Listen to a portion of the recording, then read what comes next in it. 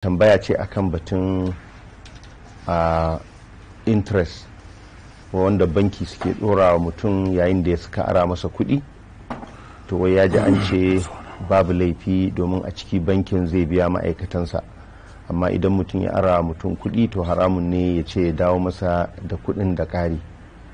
don Allah yana tambaya ya abin yake. To a me bambanci mutum zai baka bashi ya dora maka kudin ruwa, an ce wannan haramun ne, amma banki in ya baka bashi ya dora maka kudin ruwa shi na banki halal ne, a ce zan za a biya ma'aikata ko kaɗan.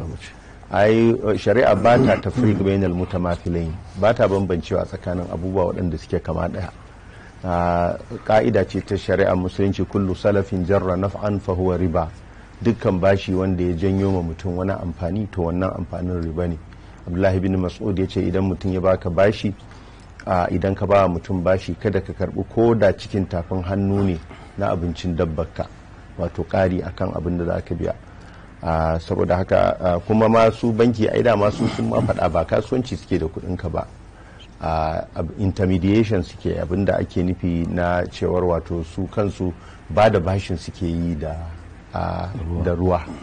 kuma dama haka ma suke karba, idan suka karbi kudinka sai su yi debiting, wato sai su sakan cewa wannan bashi ne a kansu, sun karbi bashi ne. saboda haka in suka tashi don haka kowace ka nemi kudinka ba zai ciwon kai ba, za su biya ka. sai dai kuma in ka karba idan a savings ne ko kuma fixed deposit ne za su kara maka premium, za su kara maka interest a kai. su kuma kudin naka da nasu kudin su yi amfani da shi su ba ma wani bashi, ya je me yayi kasuwanci da shi bai yi kasuwanci da shi ba, su dai sun bashi kudin su ba su ciwon kai ba, wannan credit ne suka kira shi.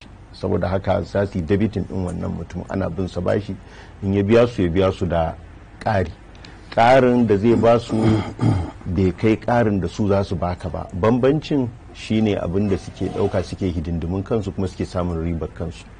dama shine wannan an asalin bashi kenan, shine financial intermediation din da aka ce ana yi, su dauki kuɗi daga surplus unit su kai zuwa deficit unit. bambancin da suke samu tsakanin interest din da suke bayarwa da interest din da suke karba shine ribar su. saboda haka ciniki ne, ba cinikin kuɗi ne, samun